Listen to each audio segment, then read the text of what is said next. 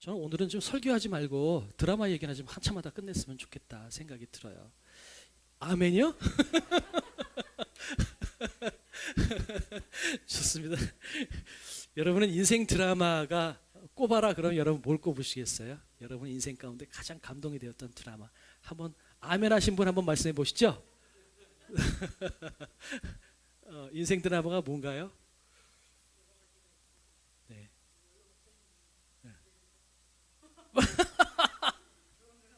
아, 네. 네. 네, 네. 아, 그거를 드라마로. 네, 좋습니다. 저기 너무 홀리하게 가시는데 나는 진짜 드라마를 얘기한 건데.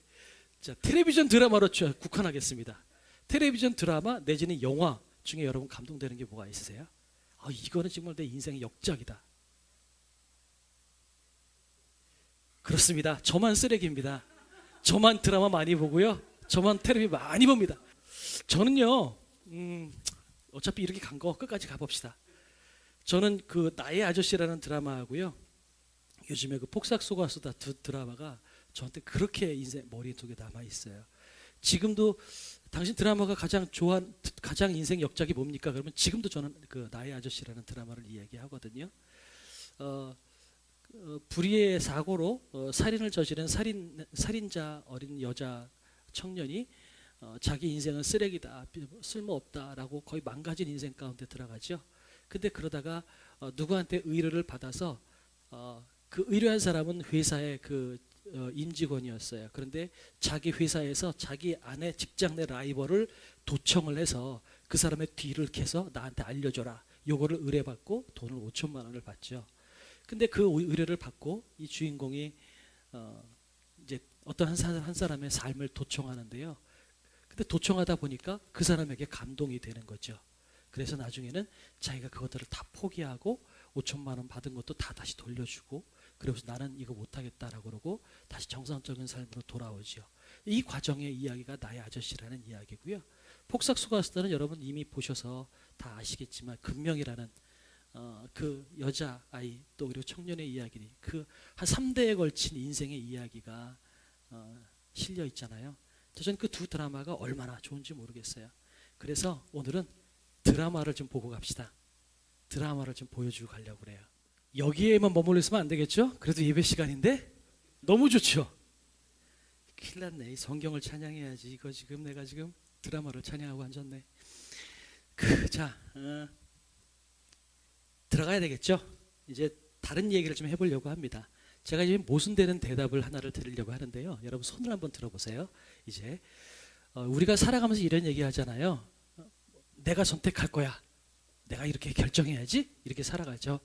그러면 이걸 봤을 때 인간은 자유의지가 있는 것 같아. 내가 임의대로 결정하고 내가 선택해서 내 인생을 살아나가죠. 그래서 인간에게는 자유의지가 있다. 그런데 또 한편으로 이렇게 이야기합니다. 우리가 신앙생활 하면서 이야기하죠. 하나님께서 인도하실 거야. 하나님께서 네 삶을 이끌고 나가실 거야. 자, 그렇게 이야기한다면 인간에게는 자유의지가 없는 것 같아요. 그래서 마틴 루터는 이것을 신학적으로 뭐라고 표현했냐면 인간에게는 자유의지는 없다. 노예의지만 있을 뿐이다. 이렇게 이야기를 했습니다. 그러면 여러분께 질문을 드리겠습니다. 인간에게 자유의지가 있을까요? 아니면 자유의지는 없고 노예의지만 있을까요? 아니면 둘 다 있을까요? 자, 한번 손 들어 보시겠어요? 1번 한번 손 들어 봐 주시겠어요? 네, 내려주세요. 2번 한번 손 들어 봐 주세요. 네, 내려주시고 3번 한번 손 들어 봐 주세요. 예, 내려주세요. 보통 답이 애매하다 그러면 둘 다 선택하면 답이에요. 이걸 어떻게 설명할 수 있을까요? 인간은 자유의지인데 말씀하신 대로 인간에게 자유의지가 있어요. 그런데 우리는 이렇게 이야기하죠. 하나님께서 이끌고 나가실 거야. 하나님께서 끌고 나가실 거야. 그렇다면 인간의 자유의지는 어디에 있는 건가요? 하나님께서 이끌고 나가신다면. 이 두 가지가 그런데 다 있어요. 이거를 이해하기 쉽게 설명드리려면 100% 완전하지는 않지만 사실은 이 드라마를 이야기하면 돼요. 무슨 이야기냐면요. 오늘 보셨지만 이 드라마에 보면 금명이라고 하는 그 여자 주인공이 있어요. 금명이라고 하는 여자 주인공은요. 자기에게 주어진 삶을 최선을 다해 살아나갑니다. 그죠? 박보검 씨 원래 그 배역 이름이 뭔지 기억이 안 나는데 박보검 씨를 너무 사랑해서 박보검 씨하고 결혼하려고 결정하죠. 결혼해서 애를 낳죠. 애를 낳고 많은 우여곡절을 겪으면서 나중에는 딸을 낳고 아이들을 낳고 살아갑니다. 나이 들어서 나중에 떠날 때가 됐을 때 잘 살았다 이렇게 이야기를 하죠. 그 드라마 속에 폭삭 소가수다라고 하는 드라마 속에 금명이라고 하는 주인공은요, 최선을 다해서 자기에게 주어진 삶을 살았던 겁니다. 이해가 되시나요? 배고프면 밥을 먹고 자기가 좋아하는 남자에게 결혼하려고 달려나가고 아이를 낳고 주어진 상황 가운데서 최선을 다해서 고민하고 결정해서 가장 좋은 인생을 살아나갔습니다. 그런데 그 금명이라는 주인공은 자기가 원하는 대로 자기의 결정을 가장 좋은 곳으로 선택해서 살아나갔지만, 그런데 그것을 한 단계 위로 올라가 보면 누가 있을까요? 폭삭 소가수다라는 드라마를 쓴 작가의 손에 금명이가 만들어진 거죠. 이해가 되십니까? 여러분, 이것을 자유의지하고 노예의지로 표현할 수가 있을 것 같아요. 우리는 자유의지가 있습니다. 나에게 주어진 인생을 어떤 어려움이 있을 때마다 하나님 말씀해 주십시오. 어떻게 살아야 될까요? 물론 그렇게 기도하면서 사는 분도 계시긴 하지만 매 순간순간마다 하나님의 음성을 듣고 하나님께서 말씀하시는 대로 살아가지는 않습니다. 그죠? 나에게 주어진 삶을 가지고 내가 이렇게 사는 게 옳을까? 어느 것이 맞을까? 최선을 다해서 결정해서 가장 좋은 결정을 하고 나는 살아나갑니다. 그죠? 나에게 주어진 삶을 최선을 다해서 결정해서 살아나가요. 내 자유의지를 가지고 결정합니다. 그러나 이것을 높은 의미로 봤을 때 하나님이 작가가 되셔서 나의 인생을 쓰고 계시다라는 거예요. 그래서 큰 의미로 보면 나는 자유의지가 있지만 이 자유의지까지도 하나님께서 사용하셔서 하나님께서 당신의 드라마를 쓰고 계시다. 그러니까 하나님의 입장에서 보면 우리는 자유의지가 있는 것이 아니라 뭐가 있는 거예요? 하나님의 손에 의해서 쓰여지는 노예의지밖에 없는 거죠. 그러니까 우리는 자유의지와 노예의지가 다 있다라고 신학적으로 표현을 하는 것입니다. 여러분은 자유의지가 있어요. 그래서 여러분이 내가 오늘 냉면을 먹을까 비빔밥을 먹을까 이거 가지고 하나님의 음성을 들으려고 물어보지 않습니다. 그러나 내가 오늘은 비빔밥이 땡겨 비빔밥을 사 먹어야지. 여러분, 그러나 이것은 내 결정일지 모르지만 이 결정조차도 하나님께서 쓰신 나의 이야기라는 것입니다. 그래서 오늘 제목은 가장 아름다운 드라마를 쓰시는 하나님인데요, 밑에 보면 하나님 작품 암흑의 주연 이렇게 돼 있어요. 밑에 제목을 같이 한번 해보는데요, 암흑의 주연을 여러분의 이름을 넣는 거예요. 하나님 작품 전인극 주연. 여기에는 금명이가 주연이었고요, 이지안이라는 드라마의 여주인공이 주인공이었어요. 하지만 지금은 하나님 작품 전인극 주연.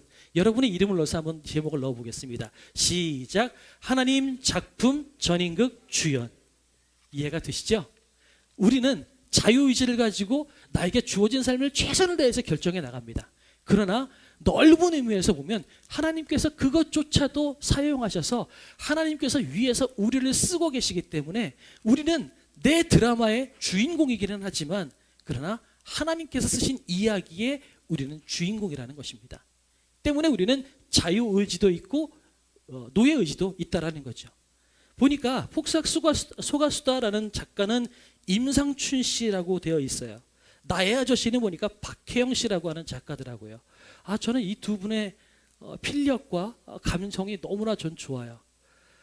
여러분, 그렇게 인간은 자유의지와 노예의지가 같이 있다라는 것을 여러분께 설명해 드리려고 사실 오늘은 드라마를 좀 여러분께 보여드린 거예요. 괜히 제가 드라마에 빠져가지고 그렇게 한 건 아니라는 겁니다. 자, 이제 본문으로 제대로 들어가 보려고 합니다.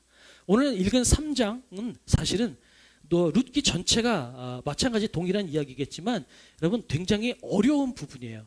왜냐하면 룻기의 이야기의 중간중간에 행간 공간이 너무 많아요. 그래서 해석의 여지도 굉장히 많아요. 또 한 가지 룻기가 어려운 이유는 룻기 본문 안에는 하나님이 안 보여요. 하나님이 전혀 없고요. 룻기 이야기 안에 굉장히 많은 공간들이 있다 보니까 이것을 어떻게 해석해야 되지? 라고 하는 그런 어려움들이 굉장히 많이 있어요. 그래서 오늘 3장을 그냥 아무런 이해 없이 보다 보면 뜬금없는데? 갑자기 왜 이러지? 이런 질문들이 들어갈 수밖에 없어요.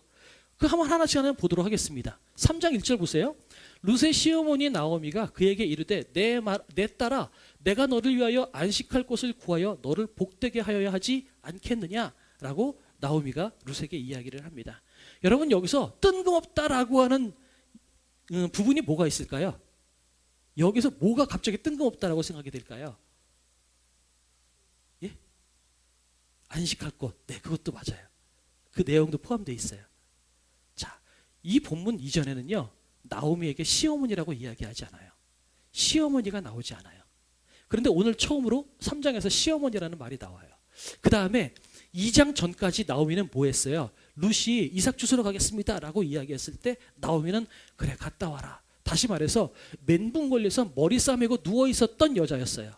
그런데 오늘은 갑자기 시어머니가 뭐라고 이야기하냐면 내가 너를 안식할 곳을 구해서 너를 보내야 되겠는데, 이게 다른 말로 표현하면 얘 시집 보내야 되는데 라고 하는 의미예요. 얘 결혼시켜야 되는데, 갑자기 결혼시켜야 되겠다는 생각을 할까요? 이게 뜬금없다라는 얘기죠. 가볼게요. 너와 함께하냐 하녀를 둔 보아스는 우리의 친족이 아니냐? 보라, 그가 오늘 밤에 타작마당에서 보리를 까불리라. 밤에 타작마당에서 보리를 까분대요. 우리가 보리 추수할 때 지금 이삭을 주스러 지금 룻이 나갔었잖아요. 근데 보통 이 당시에 농사하는 기간으로 봤을 때 타작하려고 그러면요, 보통 한 7주 정도의 기간이 지나면 타작을 한다고 합니다. 그러니까 지금 이 상황은 한 7주 정도의 얼추 시간이 끝났다고 보면 될 것 같아요. 그동안에 이삭 줍기를 해서 먹고 살았어요. 근데 이제 타작을 하는 거죠. 타작마당에서 보리를 까불리라 라고 이야기하면서 너 목욕해라. 그 기름 바르고 옷 잘 입고 가서 그 사람이 먹고 마시기를 다 하기까지는 그에게 보이지 말고 아무한테도 보이지 말라는 거죠. 그리고선 그 남자 보아스가 누워 있으면 너 그가 눕는 곳에 어디 누워 있는지 알았다가 그 발치 이불을 들고 거기 누워 있어라, 그 이야기를 합니다. 요 말에서 굉장히 많은 해석이 있어요. 진짜 많은 해석이 있어요. 왜냐하면 성경적으로 저 발이라고 하는 의미는요, 사실 남자와 여자의 성기를 완곡하게 표현하기도 해요. 그래서 이것 가지고 나오미가 시어머니가 룻한테 가서 너 보아스라는 남자한테 가서 자라, 이렇게 무슨 시어머니가 이상한 범죄를 저지르게 만드는 나쁜 시어머니처럼 보여지기도 하고요. 자기 이익을 위해서 며느리를 써먹는 그런 시어머니처럼 해석되기도 해요. 그 다음에 또 한 가지는 어떤 해석자는 발치 이불을 들었다라고 하는 표현을 가지고선 실제로 누웠을 때 보아스와 룻이 이렇게 직각으로 서로 발에다 얼굴을 대고서 누웠다라고 해석을 하기도 합니다. 그러니까 해석의 여지가 굉장히 많아요. 그런데 그냥 저는 쉽게 표현하려고 합니다. 발치 이불을 두어라. 그냥 그 옆에 같이 누워라 라는 것으로 그냥 편하게 해석해도 괜찮을 것 같아요. 근데 문제는 뭐냐면 어떻게 시어머니가 갑자기 자기 며느리한테 가서 너 보아스 남자 옆에 가서 누워 있어라? 그런 얘기를 할 수 있을까? 그러면서 너 누워 있으면 보아스가 네가 앞으로 해야 될 일이 뭔지를 알려줄 거야 라고 지금 대답을 하고 있는 거예요. 이게 뜬금이 없죠? 왜 그럴까요? 또 뜬금이 없어요? 5절에 가보니까 룻이요, 모압 땅에 있을 때 너 네 고향 땅으로 들어가 네 가족에게로 가라라고 이야기했을 때 룻은 시어머니에게 어머니 아닙니다. 나는 어머니를 따라갈 거고 당신의 하나님을 내가 따라갈 겁니다 라고 룻은 이야기했어요. 그런데 지금 여기서 시어머니에게 뭐라고 그러냐면 당신 말씀대로 하겠습니다 라고 대답을 해요. 이 말은 뭐냐면 어머니가 처음에 1절에서 뭐라고 얘기했어요? 내가 너를 결혼시켜야 되는데 라는 뉘앙스로 이야기했거든요. 근데 룻은 여기서 뭐라고 이야기하냐면 당신 말씀대로 하겠습니다. 처음에 모압 땅에서 엄마가 너 나가라 라고 했을 때는 절대로 안 나가고 엄마랑 붙들고 있을게요 라고 했던 룻이 여기서는 네 나가겠습니다 이렇게 이야기하는 거죠. 왜 갑자기 룻의 심경이 변했을까요? 이제 이런 질문들이 룻기를 보면 굉장히 많아요. 그 다음에 그가 타작마당으로 내려가서 시어머니의 명령대로 다 아니라 하는 대로 다 했대요. 근데 사실은 시어머니가 명령하는 것을 똑같이 하진 않아요. 나중에 말씀을 드리겠습니다.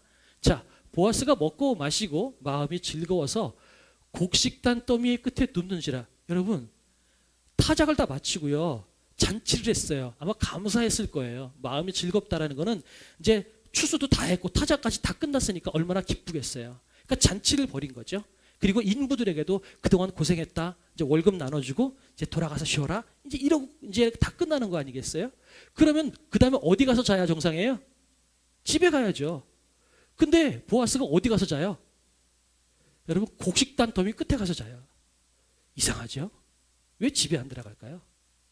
밤중에 그가 놀라 몸을 들이켜본즉 한 여인이 자기 발치에 누워 있는지라. 그 곡식단 더미에서 자다가 새벽에 뒤척거리다가 옆에 딱 보니까 어메, 여자가 누워 있네요. 깜짝 놀란 거죠. 이 뭐야? 근데 이게 놀랄 만한 이유가 있어요. 이 당시 유대 전승에는요, 이 당시에 밤에 여자 귀신들이 사람을 무섭게 한다라고 하는 그런 전설 같은 소문들이 유대 전승에 많이 돌아다녀요. 그 귀신의 이름이 릴리였던 것 같아요. 릴리라고 하는 여자 귀신이 사람들을 놀래킨다라고 하는 그런 이야기가 유대인들 가운데 퍼져 있어요. 그것을 알고 있는 이 보아스가 자고 있는데 내 등 뒤에 여자가 북시럭거려요. 얼마나 놀랬겠어요. 그러면 여러분 뭐 해야 되겠어요? 귀신아 물러가라. 뭐 돌멩이를 던지고 난리를 쳐야겠죠. 근데 보아스가 뭐라고 그러냐면 너 누구야? 그랬더니 여기서 루시 이야기할 때 당신의 여종 루시온이 당신의 옷자락을 펴 당신의 여종을 덮으소서. 여기서 당신의 옷자락을 펴서 당신의 여종을 덮으소서라고 하는 말은요, 결혼하다는 이야기예요. 옷자락을 펴서 나를 덮자는 얘기는요, 에스겔서 말씀에 그런 뉘앙스가 있거든요. 나와 결혼해 주십시오라고 하는 의미예요. 그리고 여기서 이야기하는 여종도요, 2장에서 루시 보아스에게 나는 당신의 하녀입니다, 당신의 여종입니다 라고 이야기하잖아요. 거기에 나오는 하녀와 여종은 진짜 하녀 여종이에요. 그런데 여기서 나오는 여종은 어떤 의미를 가지고 있냐면 첩, 아내, 그런 의미를 가지고 있어요. 다른 단어를 써요. 그러니까 루시 갑자기 나는 당신의 첩이 될 수 있으니까 당신 나와 결혼해 주십시오 라고 이야기하면서 당신이 기억 물을 자가 되민이다, 이렇게 이야기하고 있는 거죠. 근데 거기다 대고 또 보아스는 뭐라고 이야기하냐면 갑자기 따라, 그렇게 이야기를 해요. 따라. 그러면서 네 처음 이내보다 나중 이내가 훨씬 더 크다라고 이야기를 합니다. 정말 왜 그럴까요? 왜 이런 일이 생길까요? 우린 이유를 몰라요. 그죠? 그럼 이제 처음부터 다시 한번 풀어가 볼까요? 처음부터 가보겠어요. 여기서부터 이제 이야기를 가보려고 합니다. 왜 루시 갑자기 나오미가 나오미라고 이야기했다가 시어머니라는 이름이 나오기 시작할까요? 이거는요, 이전까지 나오미는요, 남편을 잃었고 재산을 잃었어요. 아무것도 얻은 것이 없어요. 인생이 안 좋은 일 투성이에요. 눌리고 눌렸어요. 멘붕 걸렸어요. 그러면 사람이 어떻게 되죠? 여러분, 내가 뭘 해야 되지? 내가 누구지? 라고 하는 판단력이 없어져요. 지난주에 제가 잠깐 말씀드렸잖아요. 저도 되게 우울하고 힘들었을 때 아무것도 못하고 3일 동안 내리 잠만 잤다고요. 그러면서 제 소원이 그때 뭐였다고 말씀드렸죠? 뜨지 말았으면 좋겠다고. 이게 그때 제 당시의 꿈이었어요. 3일 동안 내리 자는데 아유, 눈 뜨지 않았으면 좋겠다. 이대로 그냥 잤으면 좋겠다. 아무 생각이 없고요. 삶이 눌리고 눌리면 내가 뭘 해야지? 내가 누구야? 여러분, 이런 책임감이 전혀 기억이 나지 않아요. 그냥 숨 쉬고 사는 것만으로도 기적같이 느껴질 때가 있단 말이죠. 그런데 나오미가 2장에서 보아스라는 이야기를 듣고 난 다음에 하나님께서 역사하시나 보다. 산자와 죽은 자에게 일하시는 하나님. 여러분, 지난주 설교 말씀이었잖아요. 하나님께서 산자와 죽은 자에게 일하시는 하나님, 그 신실하신 하나님이 일하시는 것 같다라고 하는 끈앞풀이 보이기 시작하니까 나오미는 어떤 생각이 드냐면, 아하, 내가 시어머니지. 여러분, 시어머니라는 단어가 하나 붙어 있는 것은 뭐냐면요, 나오미가 힘을 얻기 시작했다는 거예요. 내가 누구이고 내가 무엇을 해야 되는 존재인지에 대해서 나오미가 인식하기 시작했다라는 것을 시어머니라는 단어로 표현한 겁니다. 바라기 원하는 것은 저와 여러분에게도 하나님께서 힘과 능력을 주셔서 여러분이 누구이고 여러분이 무엇을 하는 존재이고 어떻게 살아야 되는지 여러분이 답을 얻을 수 있는 저와 여러분의 되기를 주님의 이름으로 축복합니다. 인생에 짓눌리면요, 내가 누구인지를 모르겠어요. 어떻게 살아야 될지 모르겠어요. 그런데 조금 힘이 생기면 그래, 나 아빠지, 나 가장이지, 내가 이렇게 살면 안 되지, 일어나야지. 여러분, 그렇게 힘이 생기는 거죠. 그리고 내가 아빠고 내가 가장이면 뭐 해야 돼요? 일거리를 찾아야 되죠. 일하는 새벽같이 나가야 되죠. 여러분, 그 힘이 어디에서 생겨요? 내가 누군지 정체성이 알게 되고 내가 무엇을 해야 되는지에 대한 그 일거리가 알려지기 시작할 때 나는 그렇게 할 수 있다라는 것입니다.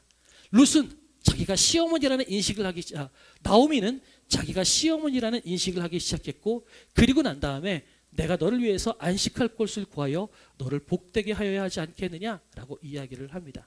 이 나오미의 의중에는 두 가지가 있어요. 사실은 나오미의 첫 번째 의중은 뭐냐면 이 며느리가 결혼해서 잘 살았으면 좋겠다. 이게 첫 번째 의중이에요. 왜냐하면 본문이 그렇게 이야기하잖아요. 너를 위하여 안식할 곳을 구하여 너를 복되게 했으면 좋겠다. 1장에도 나오미는 집이 망했을 때 며느리들에게 그렇게 이야기해요. 너 우리 여기 나가서 새 결혼해가지고 남자 밑에서 행복하게 살아라. 여러분 1장에서 나오면 그때도 그렇게 이야기했었거든요. 여기서도 마찬가지예요. 아유, 내가 이 며느리에 내 밑에서 고생하는 것보다 결혼해서 잘 살았으면 좋겠는데, 이것이 첫 번째 의중이고요. 두 번째 의중은 뭐냐면, 그런데 결혼을 시키면 어쩌면 저 기업 물을 자, 다시 말해서 고엘 제도를 통해서 우리 재산이 회복될 수도 있지 않을까라고 하는 기대가 나오미에게 있었던 거죠. 그러니까 나오미의 의중은요, 며느리가 결혼해서 행복하게 사는 게 첫 번째 의중이었어요. 그리고 두 번째, 그 과정을 통해서 어쩌면 내가 회복될 수도 있겠다라고 하는 기대가 있었던 거죠. 그래서 들어가서 잘하고 이야기하죠. 왜냐하면 이거는 아까 말씀드렸던 것처럼 기업 물을 자가 되어서 우리를 회복할 수도 있겠다라고 하는 의미가 담겨져 있는 거죠. 이것은 단순히 그냥 가서 한 여자가 남편에게 들어가서 그냥 그 원하는 것을 쟁취하기 위해서 자기의 성적인 것을 활용해라, 여러분 그런 것으로 해석할 수는 없어요. 하나님께서 약속하시고 하나님께서 허락하신 것들이 내 안에 이루어질 것이라는 기대를 가지고 지금 나오미는 이야기하고 있는 거거든요. 그 고엘 제도와 또한 룻이 행복하게 살기를 원하는 마음을 가지고 룻에게 지금 이야기하는 거예요. 그런데 룻이 뭐라고 이야기하냐면, 어머니 말씀대로 하겠습니다라고 이야기해요. 이건 뭐냐면, 왜 처음에는 룻이 어머니를 안 떠나겠다고 했다가 여기서는 떠나겠다고 이야기했을까? 그 다음에 보면 대충 보여요. 그가 타작마당으로 내려가서 시어머니의 명령대로 하니라 라고 이야기하면서 나중에 보아스가 깼을 때 룻은 보아스에게 제일 먼저 뭐라고 얘기했다고요? 나와 결혼해 주십시오.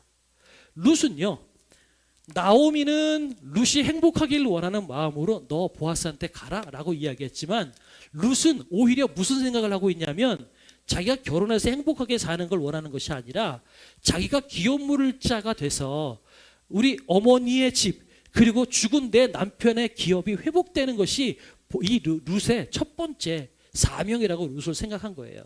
그러니까 룻은 앞뒤 재지 않고 뭐라고 이야기하냐면, 당신이 내 기업 물을 자니까 나랑 결혼해 주십시오라고 이야기하는 거죠.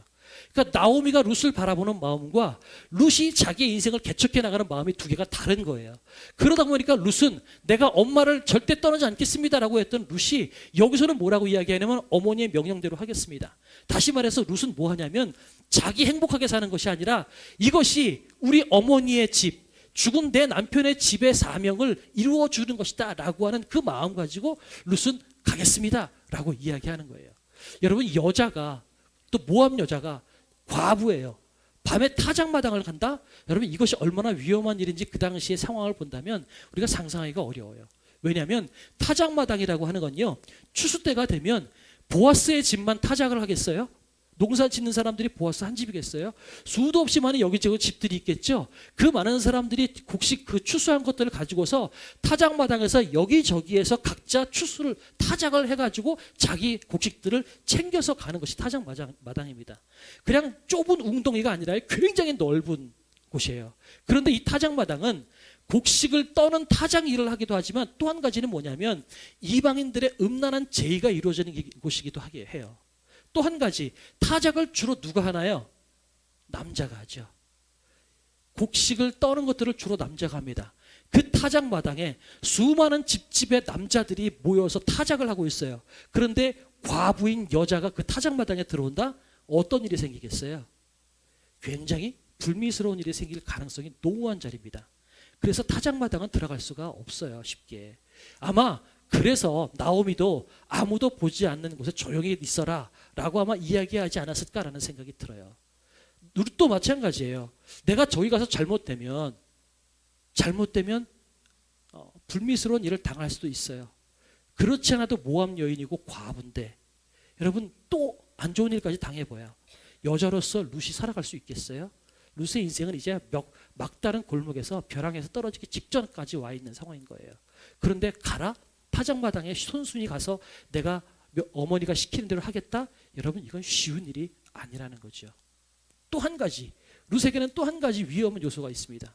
뭐냐면, 만약에 하나 보아스가 반대하면 어떡할 거예요? 그죠?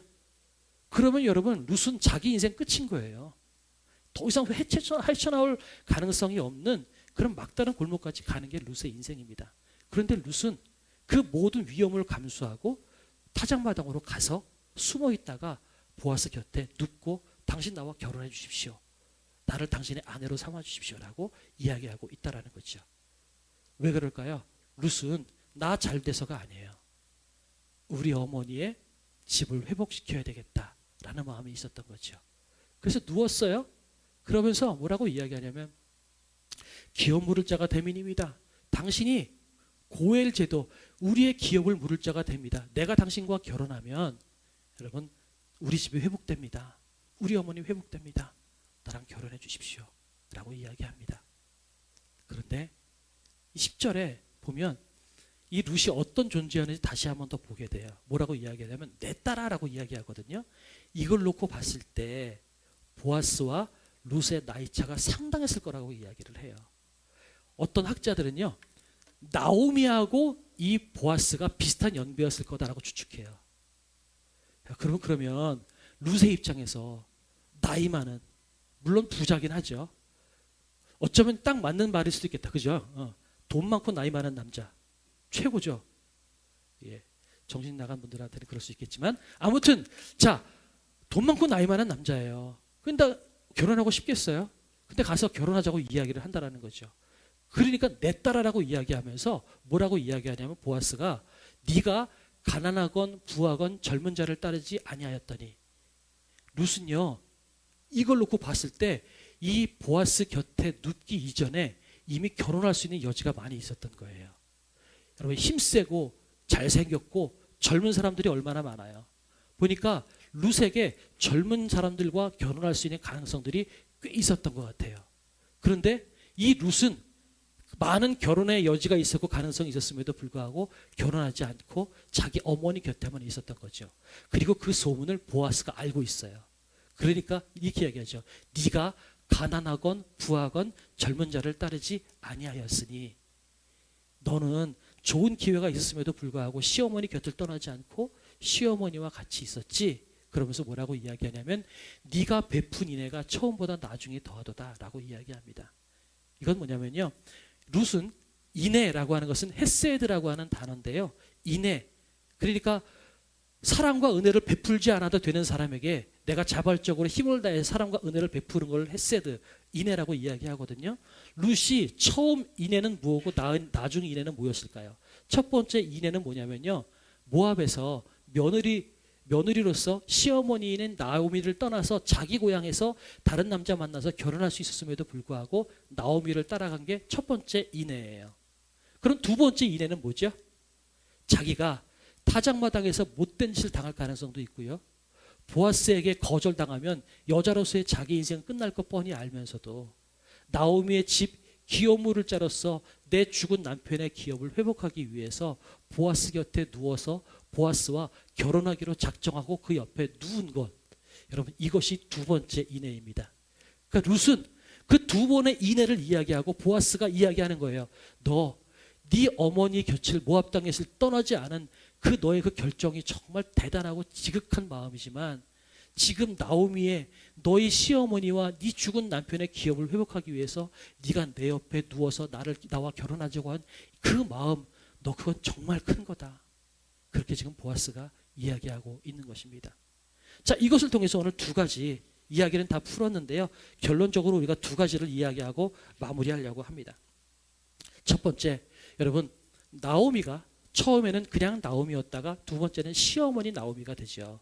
이것처럼 저와 여러분의 인생 가운데 하나님께서 나와 함께하고 계시고 하나님께서 나를 떠나지 않으시고 내 인생 가운데 역사하고 계시다는 믿음이 생김으로 말미암아 어떤 상황 가운데 있다 할지라도 내가 누구인지 내가 무엇을 해야 되는지를 잊지 않고 살아갈 수 있는 저와 여러분이 되기를 주님의 이름으로 축복합니다. 우리는 힘들고 어려우면 내가 누구인지 무엇을 해야 되는지 잊어버리고 살아갈 때가 많아요. 에이, 다 때려쳐. 다 포기해버려. 될 대로 돼. 너무 힘들어요. 그런데 그렇게 힘들고 어려워서 눌리고 눌릴 때조차라도 나오미처럼 내가 시어머니지. 내가 시어머니지. 여러분 내가 누구인지 여러분 깨달아지는 은혜가 있기를 원합니다. 또한 오늘 내가 무엇을 해야 될지를 깨달아지는 은혜가 있기를 주님의 이름으로 축복합니다.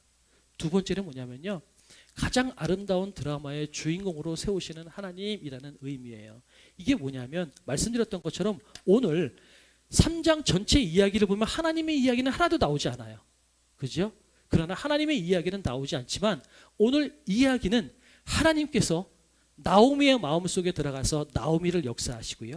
또한 룻의 마음속에 들어가서 룻에게 헤세드의 은혜를 이룰 수 있는 힘을 하나님께서 주셨고요. 또한 그 룻이 누워있을 때 보아스의 마음 가운데 하나님께서 들어가서 역사하셔서 보아스가 룻을 내치지 않고 내 딸아, 너 정말 소중한 애다 라고 이야기할 수 있는 마음을 하나님께서 보아스에게 부어주셔서 하나님의 역사를 이루고 있는 것이라는 것입니다. 그래서 룻의 마음, 하나님은 비록 오늘 본문 가운데 보이지는 않지만 실상 이 보이지 않지만 가장 실제적으로 하나님의 임재를 경험할 수 있는 책이 바로 이 룻기라는 겁니다. 우리 인생도 마찬가지잖아요. 여러분 살아가면서 하나님이 보이나요? 하나님께서 어떻게 역사하셨는지 여러분 증거 대보실 수 있으시겠어요? 쉽지 않아요. 그러나 하나님은 단 한순간도 우리를 떠난 적이 없어요. 그리고 우리는 힘들고 어려울 때 살아갈 때는 마치 이 힘들고 어려운 세상 나 혼자 살아가고 있는 것 같아요. 내가 혼자 결정하고 나 혼자 힘내고 나 혼자 애써서 이 문제를 풀어나가는 인생같이 보인단 말이죠. 그런데 그게 아니라 하나님은 나를 한 번도 떠나신 적이 없으시다는 거예요. 더 나아가서 하나님께서 지금 저 위에서 전인극을 주인공으로 한 여러분 인생의 드라마를 지금 만들고 계시는 거예요. 하나님께서 만드신 드라마는 허접한 작품이 아니에요. 최고의 작품이라는 겁니다. 여러분이 만드신, 여러분이 살아나가는 여러분의 드라마는 여러분 허접한 드라마가 아니에요. 저는 폭삭수가스다를 이야기했고 나의 아저씨를 이야기했지만 그보다 훨씬 감동적이고 그보다 훨씬 존귀하고요, 그보다 훨씬 해피엔딩인 하나님의 이야기를 여러분이 써나가고 계시다는 사실을 여러분이 기억하셨으면 좋겠습니다. 그러니 지금 이 자리에는요, 지금 30개의 멋있는 드라마가 쓰여지고 계시는 거예요. 여러분이 결정하고 있죠. 매 순간순간마다 여러분이 애쓰고 힘써서 여러분의 인생을 개척해 나가시죠. 그런데 여러분만 함께하고 계신 것이 아니라 저 하늘에서 여러분의 인생을 같이 써내려고 가고 계시기 때문에 여러분이 그 결정을 했고 오늘 여기까지 와 있다는 겁니다. 여러분의 인생은요, 하찮은 드라마가 아니에요. 지금 여러분의 모습을 보세요. 물론 부자도 아니에요. 건강하지도 않아요. 그렇게 잘생기지도 못했어요. 그러나 그럼에도 불구하고 하나님께서 저를 주인공으로 쓰신 이 세상 누구와도 비교할 수 없는 가장 감동적이고 아름다운 걸작품 드라마라는 사실을 여러분이 믿으셨으면 좋겠습니다. 그래서 양옆에 분들께 한번 다시 한번 말씀드릴까요? 당신은 가장 멋있는 드라마의 주인공입니다. 시작.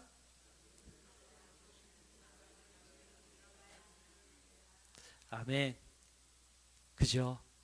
내가 고민하고 내가 결정해서 여기까지 온 것 같지만 사실은 내 눈물, 내 고민, 내 기도, 또 그 순간순간 내가 만났던 수많은 사람들, 그 만났던 사람들, 그 모든 환경들 다 저 위에서 하나님께서 쓰신 하나님의 드라마예요.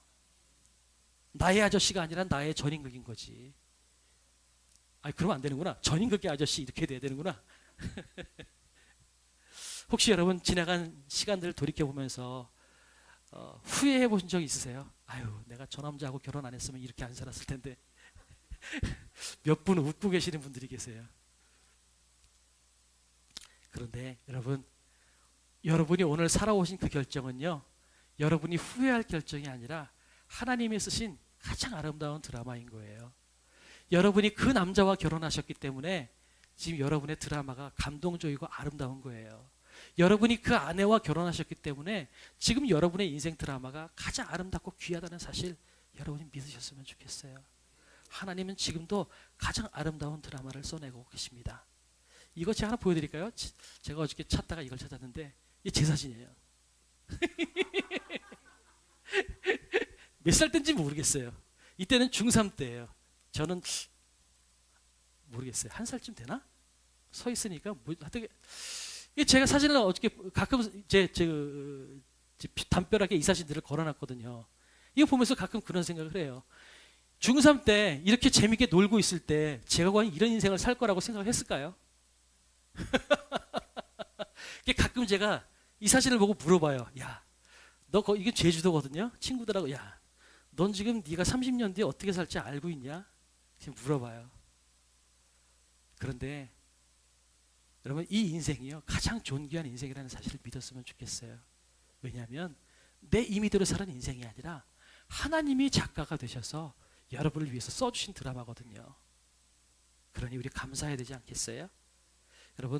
여러분도 집에 가셔서 여러분의 사진을 쳐다보세요. 어릴 때 한번 사진 한번 꺼내보시고 물어보세요. 야, 너 40년 뒤에 50년 뒤에 이렇게 살 거 너 알고 있었냐? 야, 40년 동안 힘든 일 많았다.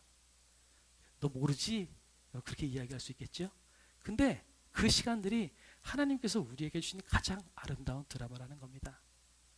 하나님은요, 하찮은 드라마를 만들지 않으세요. 하나님이 만드신 그 드라마는 가장 감동적이고 가장 위대한 드라마입니다. 이제 여러분이 드라마의 주인공입니다. 지금까지 하나님께서 쓰신 여러분의 드라마도 좋은 드라마지만 아직 결말이 나지 않았잖아요. 우리는 결말이 날 때까지 이 드라마를 끝까지 최선을 다해 써내려가야 되지 않겠어요? 그러려면 우리 어떻게 해야 되겠어요? 하나님께서 써내려가신 최고의 역작 드라마라면 나에게 주어진 삶을 어떻게 살아야 할까요? 최선을 다해서 열심을 다해 살아나가십시오. 주저앉지 마시고요. 여러분 포기하지 마시고 지금 내 인생은 나만의 인생이 아니라 하나님이 쓰신 가장 멋있는 드라마인데 주인공인 내가 이러면 안 되지. 일어나서 최선의 결정을 하고 가장 좋은 것을 선택해서 가장 멋있게 살아야 되겠다. 여러분 그렇게 결정해야 되지 않겠어요? 무엇보다 어떻게 살아야 돼요? 나를 쓰고 계시는 하나님의 마음에 합당한 결정을 하며 살아나가야 되겠죠? 그렇게 기도했으면 좋겠어요. 하나님, 내가 하나님께서 원하시는 가장 좋은 결정을 하며 최소의 결정을 하며 살아나갈 수 있도록 도와주십시오. 하나님께서 만약에 나에게 금덩어리를 주신다면 그러면서 야, 금덩어리에 맞는 좋은 그릇 하나 준비해라. 거기에 맞게 내가 금덩어리 줄게.